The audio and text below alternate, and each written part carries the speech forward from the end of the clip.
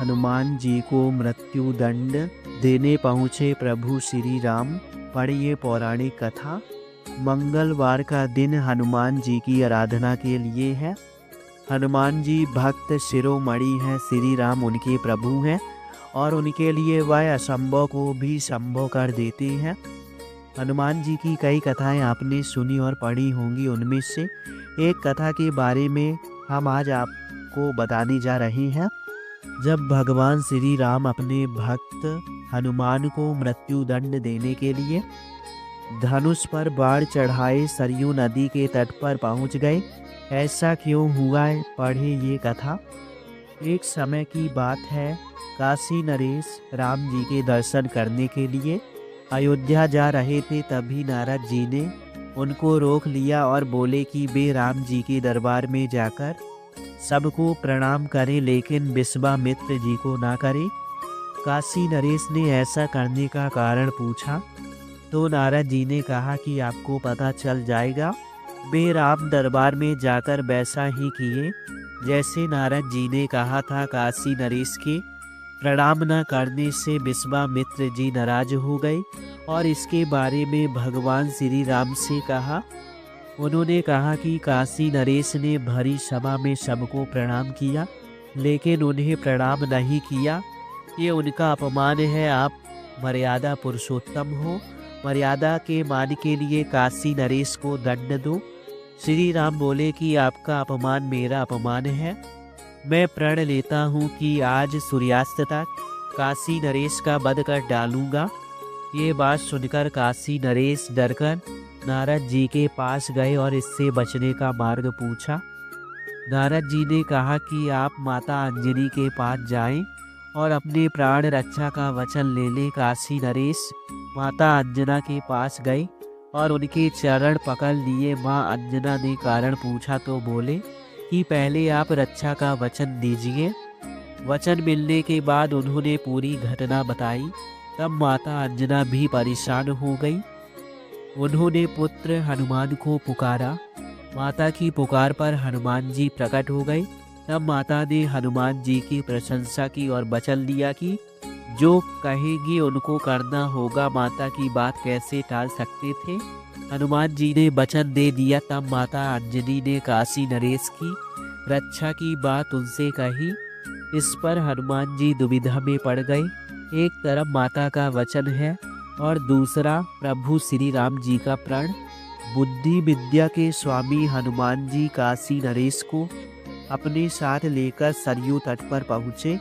काशी नरेश राम नाम का जाप करने लगे। इसी बीच हनुमान जी प्रभु श्री राम के पास गए और कहा कि आपसे एक वरदान प्राप्त करना चाहता हूँ। मैं आपके नाम की महिमा के लिए जिसकी भी रक्षा करूँ उसमें सर्वथा सफल रहूँ। भगवान राम ने उनको वह वरदान दे दिया। उसके बाद हनुमान जी काशी नरेश के पास लौट आए और उनकी रक्षा के लिए गदा लेकर खड़े हो गए। काशी नरेश के सरयू में होने की सूचना पर श्री राम ने अपना बाण धनुष पर चढ़ाए और काशी नरेश के वध के लिए छोड़ दिया।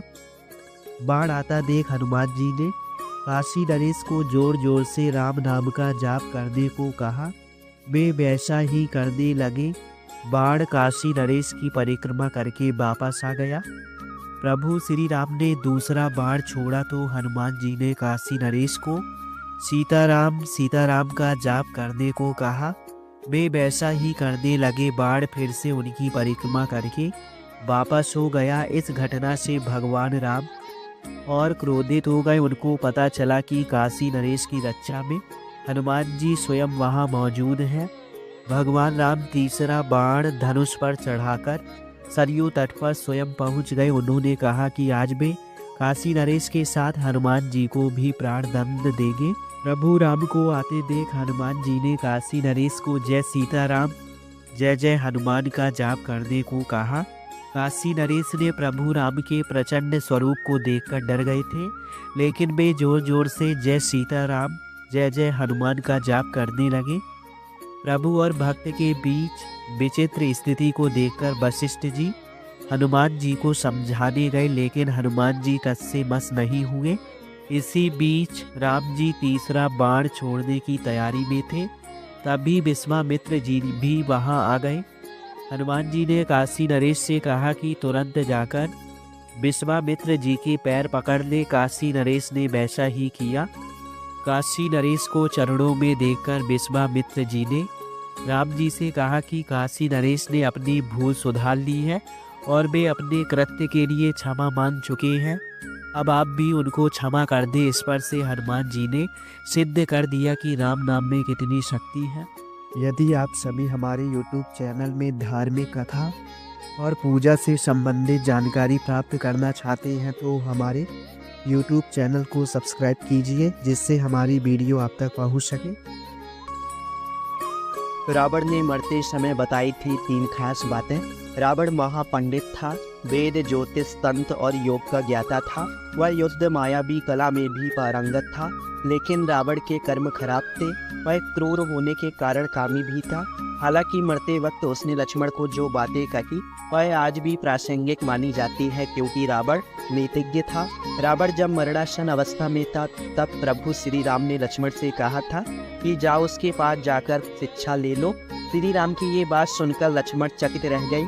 भगवान श्री राम ने लक्ष्मण से कहा कि इस संसार में नीति, राजनीति, शक्ति का महान पंडित रावण अब विदा हो रहा है। तुम उसके पास जाओ और उसके जीवन की कुछ ऐसी शिक्षा ले लो जो और कोई नहीं दे सकता है।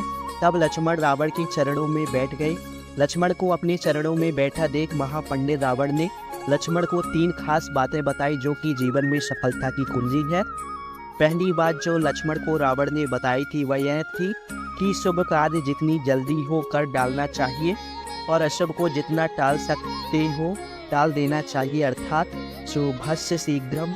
मैं प्रभु श्री राम को पहचान नहीं सका और उनकी शरण में आने में देर कर दी, इसी कारण मेरी ये हालत हुई है। यदि मैं पहले ही पहचान लेता तो मेरी ये गति नहीं होती। रावण ने लक्ष्मण को दूसरी शिक्षा ये दी थी कि अपने प्रतिद्वंदी, अपने शत्रु को कभी भी अपने से छोटा नहीं समझना चाहिए। मैं ये भूल गया था। मैंने जिन्हें साधारण बानर और भालू